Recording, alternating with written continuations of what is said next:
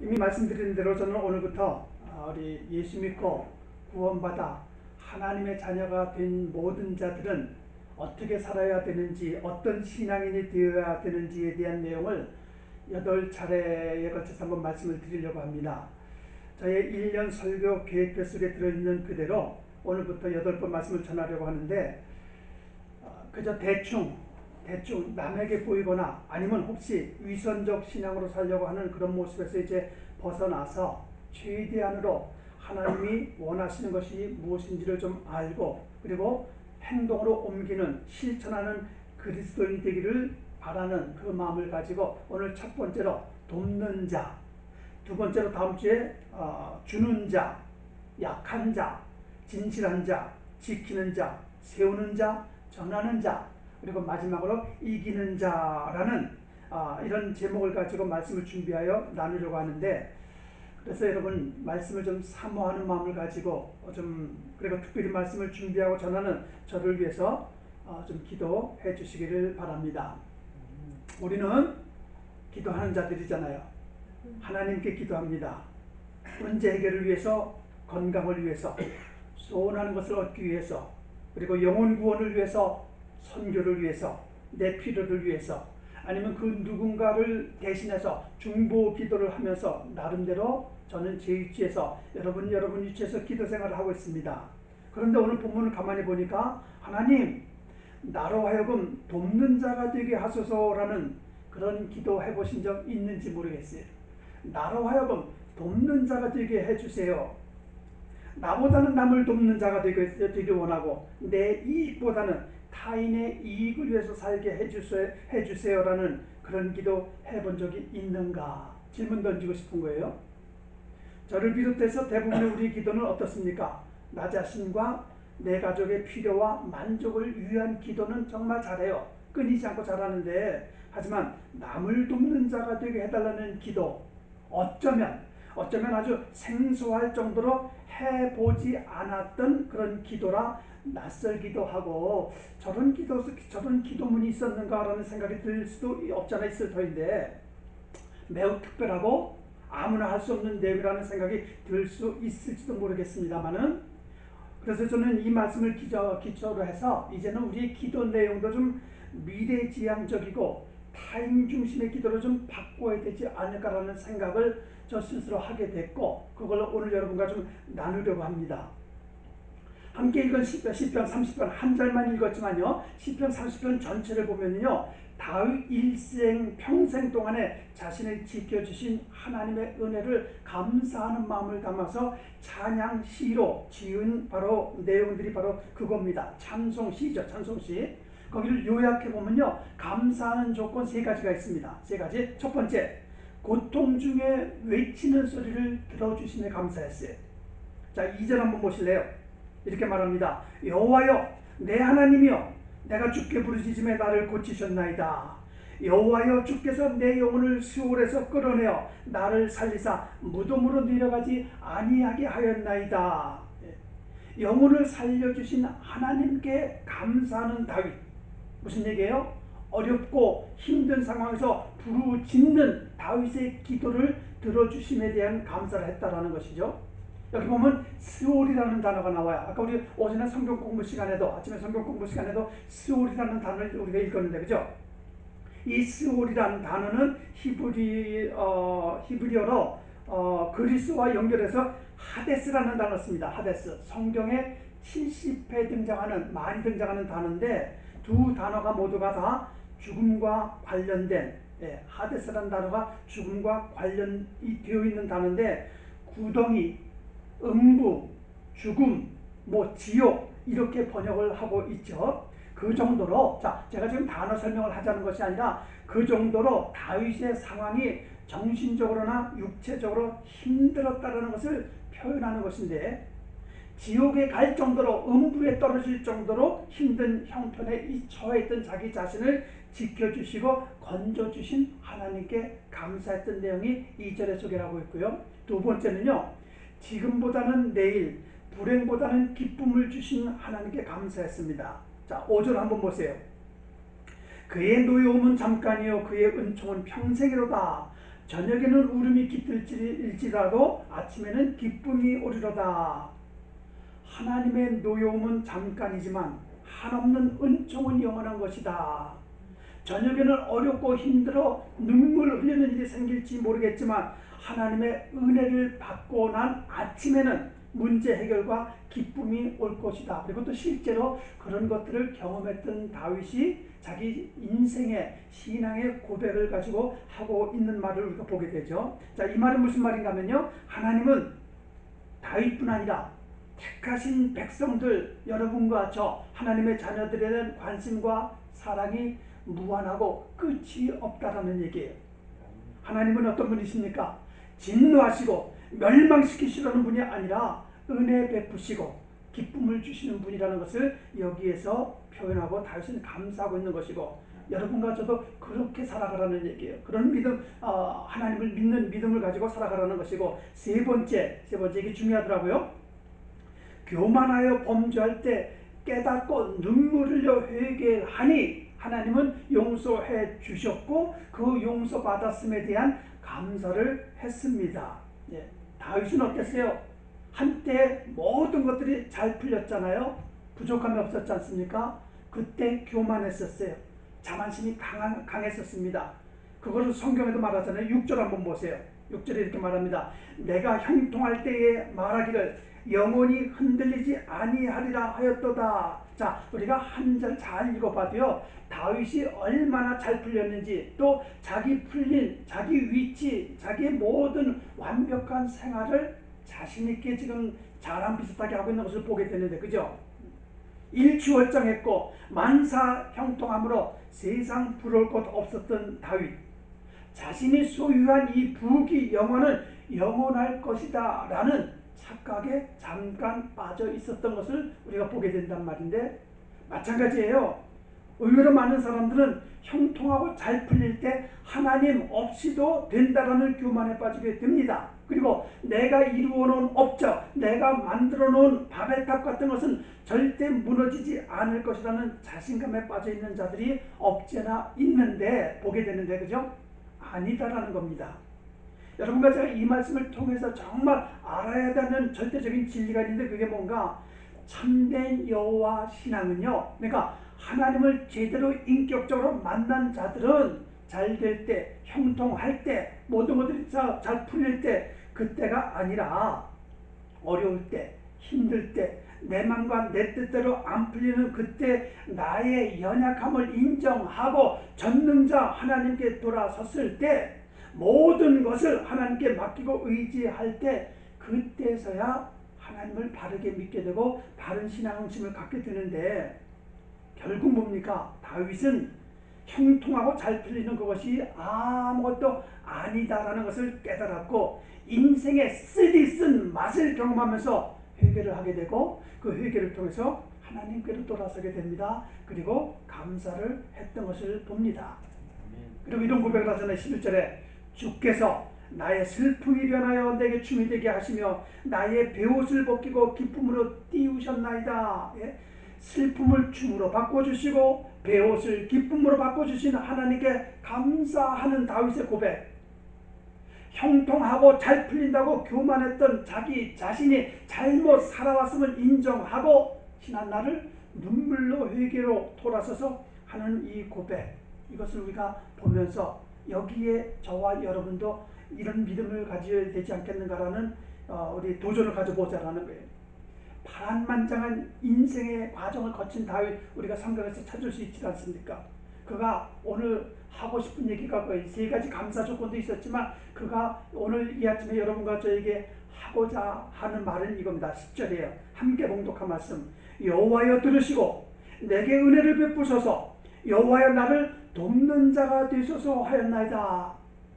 자, 이거 보세요. 한글 성경을 보면 하나님이 나를 돕는 자라는 말인지, 아니면 나로 하여금 타인을 돕는 자가 되라는 말인지, 자, 여러 번 읽어봤거든요. 이 구절을 좀 약간 해석하기가 좀 난해한 부분이 없지 않아 있는데, 영어 성경에 보니까 이렇게 되어 있더라고요.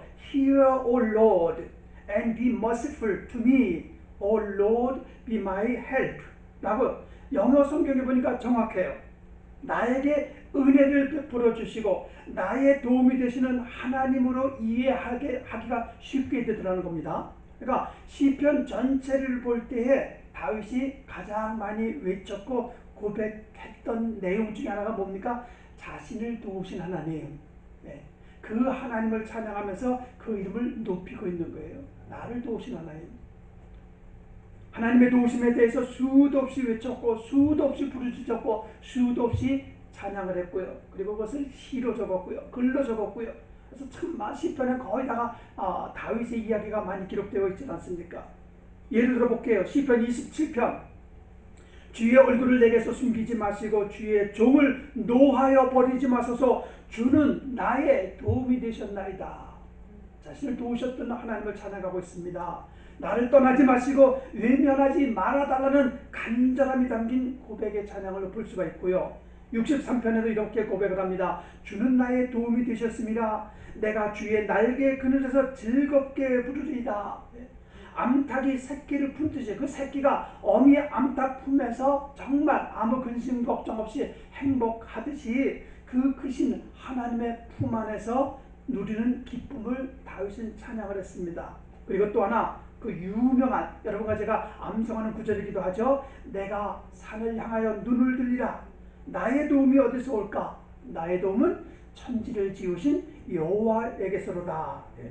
세상 천지 어디를 보아도 자신을 도우실 분은 오직 여호와 한 분뿐이라는 이 놀라운 신앙이 담긴 고백. 이 고백을 하기까지는요 바로 된 것은 아니었던 것 같죠? 많은 어려움, 많은 고통, 그런 과정들을 거쳤기 때문에 어려운 세월을 지났기 때문에 이런 고백을 할 수 있었던 것인데 우리가 잘 아는 그대로 아닙니까? 들판에서 곰과 사자와 싸울 때 지키셨잖아요. 사울 왕이 질투와 미움으로 쫓겨다니는 신세가 되기도 했고 죽을 고비도 넘겼잖아요. 그렇죠? 아들 압살롬이 배반을 해서 아들 때문에 괴로웠고 그 압살롬이 죽었다 소리 듣고 또 괴로웠던 그런 과정도 거쳤고요. 무엇보다 밧세바와 간음하고 그의 남편 우리아를 전쟁터에 내보내서 죽도록 그냥 계략을 꾸며서 살인까지 저지른 엄청난 범죄를 했을 때, 그럴 때 이 모든 내용을 알고 있는 나단 선지자를 통해서 지적을 받지 않습니까? 당신 잘못하지 않았습니까? 그럴 때 그 지적을 받고 회개가 흠뻑 젖을 정도로 통회자복하며 회개했을 때 받은 하나님의 용서하심, 도우심, 힘들게 지나왔던 자기 이런 세월, 시간들이 주마등처럼 떠오르면서 하나님의 도우심과 큰 은혜를 찬양하고 있는 거예요. 지금 나를 도우신 하나님. 어떻습니까? 우리는? 여러분 어떠세요? 얼마나 큰, 얼마나 많은 하나님의 도우심과 은혜를 받고 살아왔습니까? 내가 잘났다고 내가 옳다는 자가당착에 빠져 호적거리던 지난 시간, 세월 있었습니까? 없었습니까? 불평과 원망을 밥 먹듯이 하면서도 깨닫지 못했던 시간들이 있었습니까? 없었습니까? 내 지식이 최고고 내 경험이 최고고 내 생각이 저 사람 생각보다 낫다라는 자기 만족감에 허우적거려서 거기서 추하고 더러운 죄를 지으면서도 죽음과 멸망, 지옥으로 떨어질 불쌍한 인생이 바로 나였는데, 우리였었는데 그 인생을 살리시기 위해서 독생자 예수를 십자가에 죽이시는 하나님의 엄청난 그 일, 그리고 여러분과 저를 살리시기 위해서 하나님의 뜻에 순종해서 친히 나무에 달려 죽으신 예수님, 내 생각이 짧아서 어리석어서 내 눈이 가리워져서 보지 못하고 듣지 못할 뿐, 귀가 막혀서 듣지 못할 뿐 수도 없이 보여주셨잖아요. 수도 없이 알려주셨잖아요. 수도 없이 우리로 하여금 깨닫게 해주셨잖아요. 세상 것들과 손에 잡고 있는 것들을 우상처럼 소중하게 여기면서 이것만은 내 거야, 이것만은 안 돼 라고 붙들고 있는 그 속에서 육신 만족주의와 세상 정욕에서 벗어나지 못하고 있던 우리들 이런 상태를요 시편 115편에서 이렇게 얘기를 하더라고요. 입이 있어도 말하지 못하며 눈이 있어도 보지 못하며 귀가 있어도 듣지 못하며 코가 있어도 냄새 맡지 못하며 손이 있어도 만지지 못하며 발이 있어도 걷지 못하며 목구멍이 있어도 작은 소리조차 내지 못하느니라. 우상들을 만드는 자들과 그것을 의지하는 자들이 다 그와 같으리라. 여기 보면요, 입, 눈, 귀, 코, 손, 발, 목구멍, 우리 육신 모두가 하나님이 가장 싫어하시는 우상화되어 있다라는 것을 지적을 하고 있는데, 그렇게 살던 여러분과 저를 살리시고 구원하시려는 하나님의 우리 빅픽처 아침에 보았죠? 빅픽처, 큰 그림, 그 뜻에 순종하시기 위해서 하늘 영광 보좌 버리시고 이 땅에 오신 예수님, 그리고 대속의 죽음을 택하신 고귀하신 그 사랑, 그 은혜를 믿음으로 받아들이고 믿고 사는 여러분과 저, 오늘 이 순간 이 자리에 오기까지 보호하시고 지켜주시고 함께 하셨던 하나님의 은혜, 사랑, 이것에 의해서 여기까지 오지 않았습니까? 우리가 사도행전 8장에 사울이라는 사람이 등장을 합니다. 그리고 9장에 부활하신 예수를 만나게 됩니다. 주님을 만나 인생의 목적이 바뀌어진 자신의 모습을 가는 곳곳마다 증거하고 간증하게 되는데, 22장에 보면요, 천부장과 백성들 앞에서 간증을 하는 장면이 나와요. 그 다음에 26장에서는 유대인이면서도 로마 황제 밑에 있던 아그리빠 왕 앞에 서게 되는데, 왕 앞에서 자신있고 당당하게 예수가 누군지, 내가 만난 예수가를 자신있게 소개를 하고 있는 장면인데, 내가 이렇게 할 수 있는 이유를 이렇게 설명을 합니다. 하나님의 도우심을 받아 내가 오늘까지 서서 높고 낮은 사람 앞에서 증언하는 것은 선지자들과 모세가 반드시 되리라고 말한 것밖에 없으니 라고 말하는데, 무슨 얘기인가 하면요, 하나님의 도움이 있었기에 어디를 가든 누구를 만나든 자신있게 복음을 전했고, 생명의 위험과 굶주림과 감옥에 갇히는 핍박과 고난을 충분히 감당할 수 있었다. 하나님의 도움 때문에. 그런 간증하고 있는 거예요. 다윗의 도움이 되신 하나님, 바울의 도움이신 하나님, 여러분과 제 인생에 가장 큰 힘이고 도움이 되신 하나님, 하나님의 도움을 받고 살아갑니다. 받았습니다. 자, 그렇다면 이제 우리는 어찌해야 되는가? 물론 성경의 문맥상은 하나님 나를 도와주세요 라고 이야기를 할지 모르겠지만 그 도움을 받았잖아요. 받았으면 이제 어찌해야 되는가? 돕는 자가 되어야 된다는 겁니다. 받은 은혜와 사랑 전달해야 되고 나누어줘야 되고 주님의 이름으로 베풀어야 되고 남을 돕는 자가 되어야 된다는 거예요. 예수 믿는 자들이 예수 이름으로 타인을 돕는 것은 지극히 마땅한 일 아니겠습니까? 그렇죠? 받기만 하면 뭐해요? 받기만 하면 요단강 줄기 쭉 맺히는 몇 끝까지 가면 사해 바다가 있어요. 거긴 물이 고여 있지 않습니까? 여러분, 받은 은혜와 사랑을 고아놓지 마시고 모아놓지 마시고 베푸세요. 나누어주세요. 전달하셔야 된다는 겁니다. 선교를 가는 것, 제가 지난 20년 가까이 선교를 다니면서 한 번도 돈이 없어 해야 할 일 못한 적 없습니다. 한 번도 없었어요. 항상 예상하지 못했던 분들의 관심과 기도와 재정 후원으로 맡겨진 일들을 할 수가 있었습니다. 이번에도 참 많은 분들이 도와주셔서 오히려 남아서 내가 오히려 가서 도와줬어요. 야, 분들을 갖다 500불씩 이렇게 나눠서 도와주기도 했고요. 뭐 제가 돈이 있어서 한 건 아니라는 거 여러분 아시지 않습니까? 채워주시더라고요. 비록 자신은 가지 못하지만 보내는 선교사가 되어서 가는 선교사인 저에게 필요를 공급해 주시는 것, 이게 뭐예요? 주는 자도 가는 자도 돕는 것 아니겠습니까? 돕는 일이에요.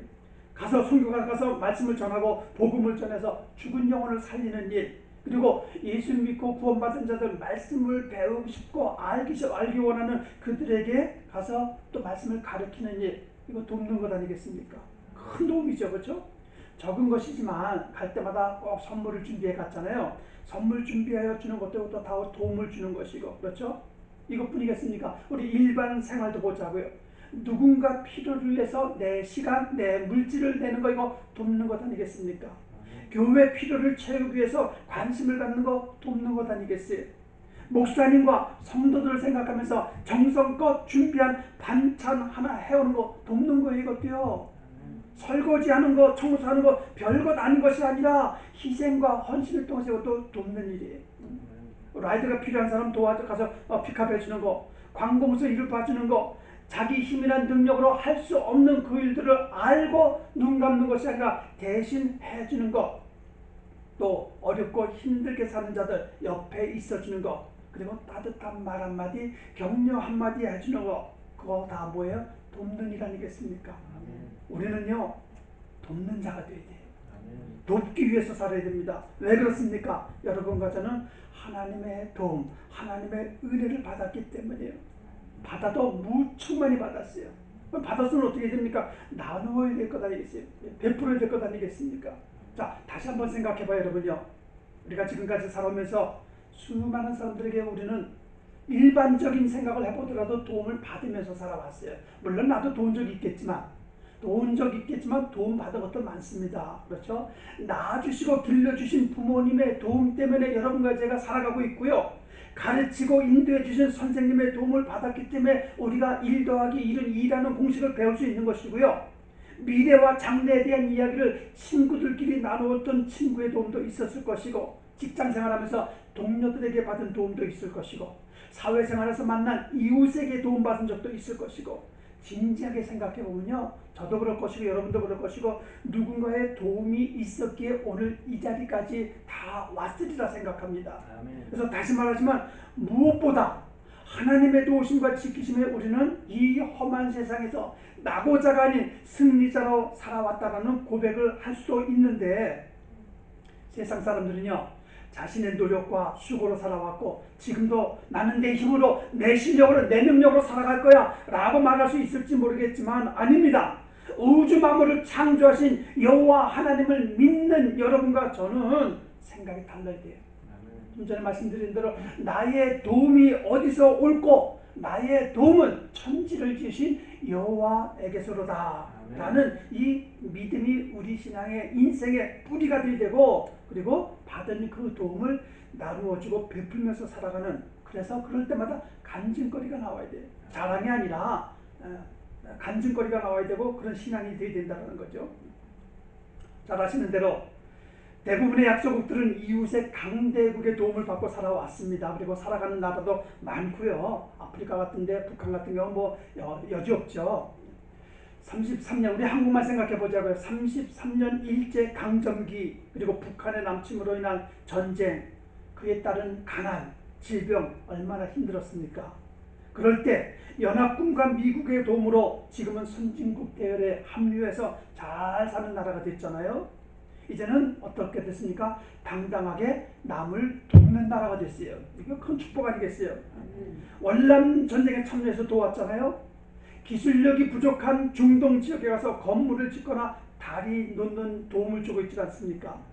일부 잘못된 것도 있기는 하겠지만 엄청난 양의 돈과 물질로, 쌀로, 그렇죠?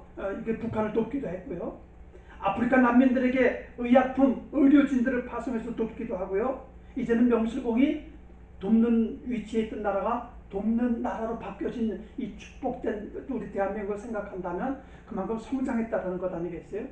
여러분과 저희 믿음도 신앙도 성장해야 되잖아요. 언제까지만 그냥 주세요만 하지 말고 이제는 좀 나눠줄 줄 아는 자가 되어야 된다는 거예요. 빌립보서 4장에 나와 멍에를 같이 한 네게 구하노니 복음에 나와 함께 힘쓰던 저 여인들을 돕고 또한 글레멘드와 그 외의 나의 동역자들을 도우라. 그 이름들이 생명책에 있느니라. 이런 말씀이 있어요. 주님의 뜻을 이루기 위해서 수고하고 애쓰는 동역자들을 돕는 자가 되라고 말하고 있어요. 사도행전 20장에도 범사에 여러분에게 모범을 보여준 바와 같이 수고하여 약한 사람들을 돕고, 여러분 다 저보다 모든 면에서 재정적이 되었든 건강이 되었든 아니면 환경이 되었든 우리보다 약한 자들이 많잖아요. 그런 자들을 어떻게 하라고? 도우라는 거예요.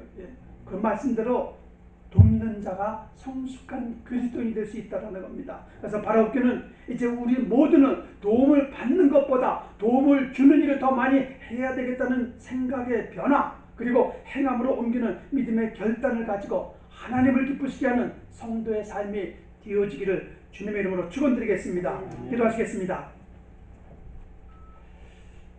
참으로 좋으신 여호와 하나님 아버지, 고맙고 감사합니다.